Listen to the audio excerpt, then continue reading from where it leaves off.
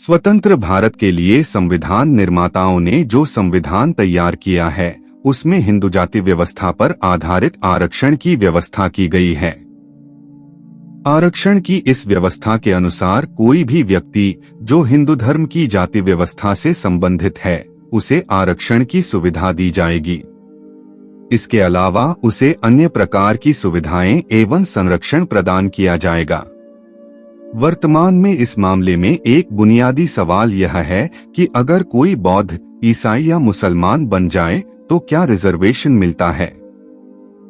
आजादी से पहले और आजादी के ठीक बाद हिंदू धर्म की जाति व्यवस्था से दुखी होकर बहुत से लोग हिंदू धर्म को छोड़कर अन्य धर्मों को अपनाने लगे।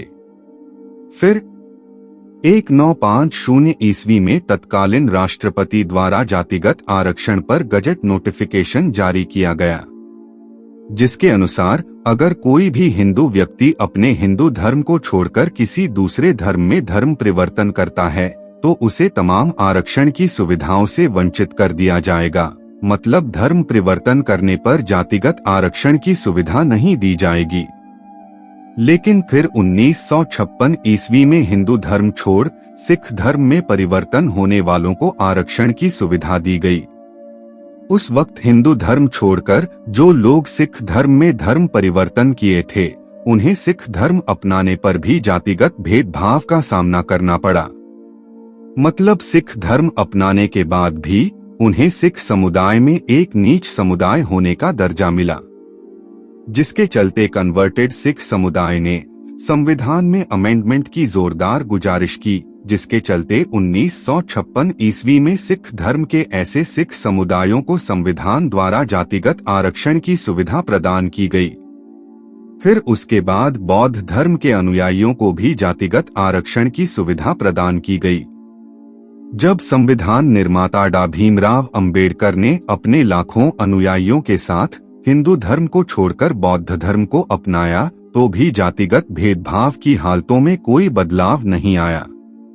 बौद्ध धर्म जो कि हिंदू धर्म के सर्वदा विपरीत धर्म है, उसके मानने वालों ने भी सदियों से कहीं न कहीं जातिगत भेदभाव की भावना को अपना लिया था, जिसके नतीजेतन बौद्ध धर्म में भी हिंदू जातिगत भेदभाव की भावना कार्य कर रही थी।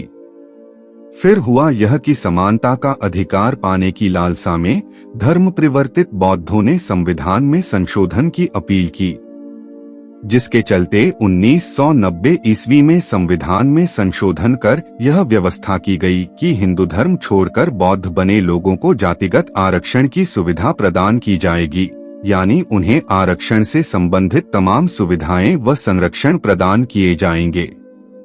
तो अब सवाल यह है कि क्या ईसाई और मुसलमान बने हिंदुओं को जातिगत आरक्षण की सुविधा दी गई है। देखिए, सिख हो या बौद्ध, दोनों ही धर्मों की उत्पत्ति किसी न किसी समय में हिंदू धर्म ही से हुई मानी जाती है और ये दोनों ही धर्मों की पैदाइश भी भारतीय संस्कृति से ही है। तो जाहिर सी बात है हिंदू धर्म की जातिगत भेदभाव की व्यवस्था की भावना कहीं न कहीं किसी न किसी तरीके से इन दोनों धर्मों में भी घर कर जाए। इसीलिए संविधान संशोधनकर्ताओं ने केवल इन्हीं दो धर्मों के लोगों को जातिगत आरक्षण की सुविधाएं प्रदान की। ईसाईयत और इस्लाम दोनों ही धर्म विदेशी धर्म हैं और भारत से दूर और अलग संस्कृतियों की पैदाइश हैं। तो ऐसे में जो हिंदू अपना धर्म परिवर्तन करके ईसाई या मुस्लिम बनता है उसे उन समुदायों में हिंदू धर्म से उपजी जातिगत भेदभाव की समस्या का सामना नहीं करना पड़ता है, क्योंकि इन दोनों ही धर्म समुदायों में समानता और एकता की भावना विद्यमान होती है। उपरोक्त तथ्य को आधार मानकर हिंदू धर्म को छोड़कर ईसाई या मुस्लिम धर्म अपनाने वालों को जातिगत आरक्षण की सुविधाओं से वंचित कर दिया गया है। मतलब जो भी हिंदू व्यक्ति हिंदू धर्म को छोड़कर ईसाई या मुसलमान बनता है उसे जातिगत आरक्षण से संबंधित तमाम सुविधाओं एवं संरक्षण से वंचित कर दिया जाएगा। इस समय सन 2024 ईस्वी तक इन दोनों धर्मों में परिवर्तित हिंदुओं को जातिगत आरक्षण की सुविधाएं नहीं दी जाती। जातिगत आरक्षण से संबंधित अपवाद। लेकिन फिर भी यह एक विवादास्पद विषय है क्योंकि भारत भूमि से संबंधित प्रत्येक हिंदू व्यक्ति जातिगत भेदभाव की भावना से बड़े गहरे में ओतप्रोत होता है। यह एक मिथ्या अहंकार उनके अंतस में चढ़ा हुआ रहता है, जिसे मिटा पाना बड़ा ही दुष्तर है। मुसलमानों में भी ऐसे बहुत से समुदाय हैं जो हिंदुओं से मुस्लिम बने हैं, उन्हें भी जातिगत भेदभाव की नीच भावनाओं का सामना करना पड़ता है। ठीक उसी तरह ईसाइयों में भी ऐसे बहुत से समुदाय हैं जहां कन्वर्टेड नीच लोगों से भेदभाव किए जाते हैं। अब ऐसे में प्रश्न यह है कि क्यों संविधान संशोधनकर्ताओं ने अब तक इन दो धर्मों के कन्वर्टेड लोगों को जातिगत आरक्षण की सुविधाओं से वंचित रखा है।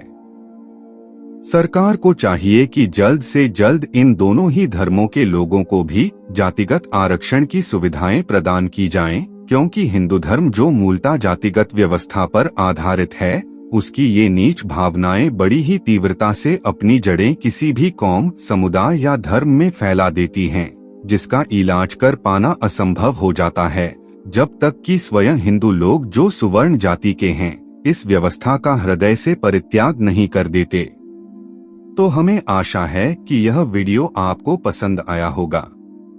इसी तरह की और ज्ञानवर्धक वीडियोज देखने के लिए कृपया नॉलेज ऑन टॉप चैनल के साथ जुड़े रहिए।